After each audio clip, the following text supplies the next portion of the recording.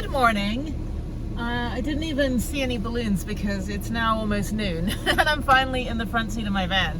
Still at Cracker Barrel. Had to move last night because the sprinklers went off and we're like on the back of my my bikes, and it was just really loud at like 2 in the morning. And I was like, who waters grass at 2 in the morning? People that live in the desert apparently. So I'm going to go to another Planet Fitness a little bit further south from here. Not near the Balloon Fiesta traffic, because that's the road that Alameda is the road that has Planet Fitness and everything else, the Bosque Trail and all that. Disappointed about my rollerblades. Now I've got to go order wheels and go find a skate shop to put it on because of my wrist. I can't actually do intricate, wiring or anything. Oh, somebody's got Ozzy Osbourne and his band or something is their like window shade. That's funny. Nobody has funny window shades anymore. Like, that's really a lost art. I just have a plain black one that's silver on the other side, depending on how hot it is, but it's like a privacy shade. But people don't have those anymore. Like, they used to have googly eyes and like the Millennium Falcon, like Han Solo and Luke Skywalker and like Princess Leia. Anyway, but yeah, so I'm going to go about 10 minutes now. Everyone, Sundance balloons, hot air balloon rides are all at Denny's eating breakfast. So, excuse me, I need to get groceries as well, which is supermarkets everywhere. Albuquerque is much easier to be in than Santa Fe. I love Santa Fe, but like here I've got unlimited options at any part of the city. And it's cooling down. It's 84 right now, but it was cool overnight. So I need to get groceries, and depending on what time Mark gets here, I think we may go to Old Town and get Mexican food, like New Mexican food, which is different than Mexican food. New Mexican food has the Christmas style red and green chili sauce, and then it also has, which is really good, like blue corn enchiladas, which I'm really not a big enchilada fan because it's slimy, like I'm a texture person, but blue corn enchiladas with an egg on top is really, really good. They also have carne adobada, and then they've got some other foods that are specific to New Mexican food. So the best place to get it is the Kachina something kitchen. I think it's Kachina, well, Kachina means kitchen, doesn't it? Kachina Kitchen Mountain, and it's in Old Town. So I think we're going to go down there. That's the one I've recommended. I don't think he's going to be in for an Indian buffet. No, not when you're driving the Pan American Highway. I don't think you need to be like stopping every 5 minutes. But I'm going to go down here. I've never been to this Planet Fitness. I'm going to go to one a little bit further south than I'm like usually at. I'm going to go work out wearing the t-shirt from the fighter wing. So it's down by Kirtland Air Force Base, and I'm like, no, I was Army. I wanted to be Air Force because Tim was Air Force, my boyfriend when I was in Japan. He was a combat medic. He passed away in 2009, and that was a hard blow. That still to this day breaks my heart. But he would sign me onto the Air Force Base in Japan. I get all the little foods for the little Japanese kids in my village, and they get to eat American food and little breakfast cereals. And they would run into me. I'd always have like American candy and stuff, chocolate bars in my bag, because you couldn't get anything American in my village, obviously. And then 2 hours north was the Air Force Base. So little kids would come up to me and go, "Hello, Miss Jenny," and I'm like, "How are you?" "I'm fine. How are you? What's your name?" And they'd always say mayonnaise instead of my name is. They'd say mayonnaise Akiko, and I'm like, "You're close enough. It's good. I think it works." But yeah, so they would always ask me, if they could speak English to me, then I would give them a candy bar, but they would have to tell me what color it is and like if it's delicious, that kind of thing. So that was the kind of the criteria. You don't just get a free candy bar, kid. You got to work for it. You got to speak English, because you'll probably not speak English again, because you're only going to stay in this village for the rest of your life. So yeah, so their only interaction with foreigners was me or like the JET program, English teachers. But that was great. And yeah, we do like Taste Test Fridays, one of the junior high schools that only had like 17 kids or something. So they had 3 kids in 8th grade, and they were great. So we played Monopoly or board games and listened to different CDs that I get from the military base, like all different music and all that. And we just kind of hang out for the afternoon before their parents, or before they had to go home. So after school was finished, I would go over there.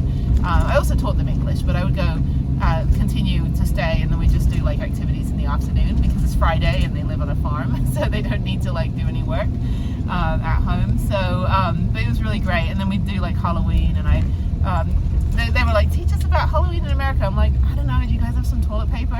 So I wrapped this kid in toilet paper. The principal, like, liked me but hated me because he's just like, grr, foreigners. And so the one at the main Coogee Elementary, so I lived in a town called Coogee, which is Kuji, not Coogee. So in Coogee, the principal really hated me. And one time I made a piñata with the kids. I also volunteered, well, because I wanted to work with the special needs kids as well, and he didn't like that because they kind of shoved the kids off in a separate school, or you know, where they're like, it was really like deplorable. It was just, they would have the kids off in a, they would have the kids be in a like their own like school, but they were sorry, there's police. I get triggered by police, so I don't like it.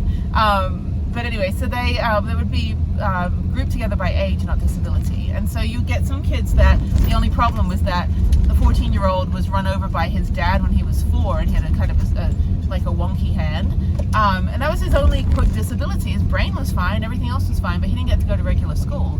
And so, but yeah, he was also in the class with the kid that had like most extreme brain damage, shaken baby syndrome, a lot of fetal alcohol babies, you know, all of that. And they just kind of were put in this school where they would just kind of all be in one class.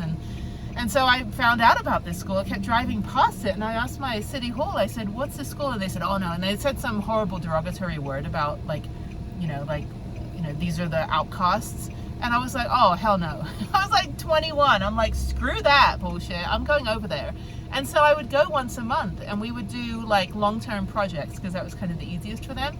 So we planted a garden, and then we like harvested the potatoes and the carrots and everything. And then I would invite the other foreigners to come over and do cooking. So we cooked Scottish food one time with my Scottish friend. And so he made stovies, which was like mashed potatoes with sausages and all of that stuff. So we would basically use the ingredients from the garden, then I would bring more ingredients from the military base. We did pigs in a blanket, we made tacos, you know, we made all this different food. And you know, the city hall was kind of angry at first. They're like, you should not be hanging out with these people. I'm like, fuck you. I'm gonna hang out with these people because you, like, there's no problem with being disabled. God, you should not just be like, you know, they do a lot for blind people, like blind and wheelchairs, like in big cities, you'll see on TikTok. But out in the boondocks where I lived, like, they really were like, if you can't work on a farm, you're not worthy of being on the planet. And I'm like, you know what, that's just a horrible, horrible attitude. I'm gonna go make food with these people. So yeah, so it was really great. And then I taught them a little bit of English. And then Wednesdays at the main, it was junior high school, yeah. But I went to the main elementary school was fine. The main junior high school, that's where the principal didn't like me. So I would go there once a week, and I would teach some of the classes. And there was like 500 kids at that school. So it was the main in-town junior high school, and elementary school, junior high school. And so there was always this one girl that was kind of by herself in this classroom. And I'd walk past her, and I asked the teacher, I'm like, you know, who's this girl? And again, they kind of had that derogatory word, like, you know, just went off on a tangent of like, yeah, this girl is like, she shouldn't even be at this school. She's like, you know, like a leper. And I was like, and so what it was that she was living with the grandmother, and the grandmother had shaken her so much that she had brain damage. And they put her in this one classroom by herself.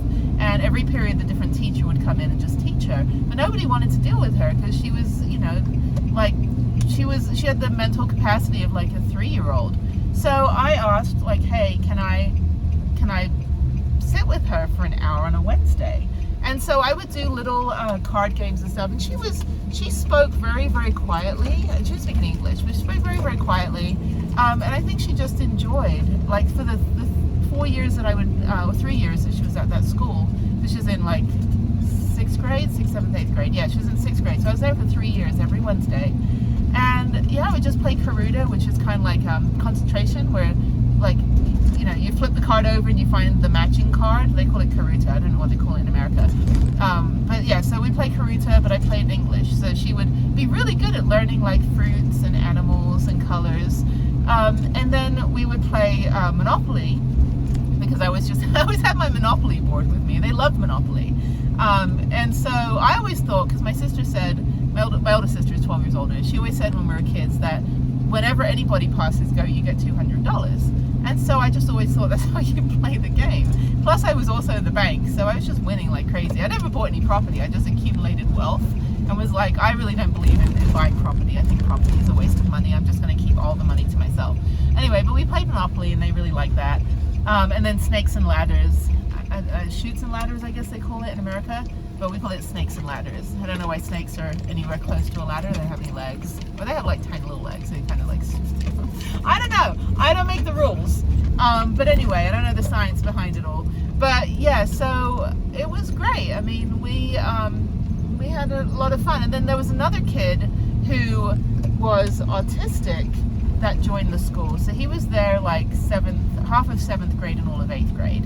And then there was a third girl, and she was just lazy. Like I told her in Japanese, I'm like, you are fine, right? Like you don't really need to be in this class. And she goes, well, I just don't like being in the regular class. She was getting bullied as well. And so I said, okay. So, but she like didn't have any, didn't meet any criteria to be in any special needs program. She just didn't want to be in the regular class. And she didn't want to have to do as much work. She's like, she would tell me, she's like, I'm just lazy. And so we made a piñata one time. And this thing was like, by the time we finished it, it took about 6 weeks, and we just kept adding paper mache to it. And by the time it was done, it weighed about 80 pounds. And so I get the janitor to put like hoist a rope into it so that we can like hoist it up onto the the soccer goal. And then we got a couple baseball bats. And I remember we were out in this like mud field. Like the schools in Japan don't even have grass on their field. It's just mud. It's just dirt. So we're out in the dirt field, the dusty dirt field. And I'm blindfolding these 3 kids, and the lazy kid still was just lazy. I'm like, come on, hit it. And so like the girl that never spoke, she was whacking the hell out of that thing. I was so proud. I was like, see, you could do it. And so then, yeah, so it was awesome. And then she, I'm gonna park over here. I've been to this Planet Fitness before. I got the bikes on the back. I need sun. Okay, I'm just gonna take up 2 spaces. There's these like decorative rocks that are going to hit the back of my bike, so I can't park in any of these spaces. I'm going to go down here, this is fine. Okay, but anyway, back to me. So the girl was really, really good at like whacking the hell out of this thing. I was so proud of her. And so yeah, she really came into her own in the 3 years that I would hang out with her. She had a lot of confidence. But anyway, so, but yeah, the other boy, he did pretty well. But then I remember I look over and the principal is just like standing there like on the balcony of the school, like looking down at us, like judging and with, you know, discern. and I'm just like, you know, doing the whole happy dance, celebration dance, like total non-sportsmanship every time one of them whacked the hell out of this thing. We ended up getting the chainsaw. It wouldn't even break. This thing was concrete. I wish I had video. I wish I had video of all of Japan, because that would have been so awesome, like Japan Jetting 2000 for the 4 years I was there. But unfortunately, all I had was photos, and those got all destroyed in the flood when I lost my home. But I have all the negatives, so I need to go find some place that can develop negatives, and hopefully I'll get some of my travel pictures back from the 40 countries I went to. But yeah, I really wish I had a video camera and was able to film all of that stuff, because it would have been really cool to like look back 25 years later. I don't know where any of those kids are now. All the kids that I took to America as well, the 6 kids that I took to America for 10 days in 2003, they'll be in their 30s now. So the junior high school kids. But anyway, that said, let me go. I'm tired. It's like noon. So let me drink a little bit more water, go over and do an hour on the stair climber, and then shower. Hopefully the shower works. I'm in kind of a nicer area. I don't know what this is called. It's kind of close to where I was last night, where there was a big like high-end outdoor shopping mall and like a Barnes & Noble and stuff. I need to get my roots done. My gray is coming through. But that said, okay. So yeah, everyone's going to the gym. I need to get my headphones charged as well, so I might sit here for 5 more minutes to get some more juice. I don't know what's in this thing down here. I have so much storage in this van that I forget where everything is.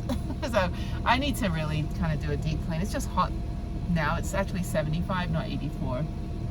But it's been cloudy the whole week, and the balloon festival really hasn't been able to do anything. Not like 2 years ago, it was blue skies. for the whole time. They're able to like do the mass ascension and stuff. I don't need to go over there. It's a bit difficult with the van. It's just so clunky and big. But it's funny, like if I had a campsite, I could have the car and the van at the same time and just run around in the car. But maybe I'll look into that. Maybe I'll see if there's a reasonable RV park or something where I could park up for like a couple weeks and just be like hooked up in town instead of staying at Cracker Barrel. But I'm not really losing power. I do run out of power, but then I just charge back up again and I can turn the fridge off for a couple hours, so I'm okay on that. But anyway, I'm just babbling. Okay, well, that's all. That's my morning, so I will see you on the next one after I'm done with the gym.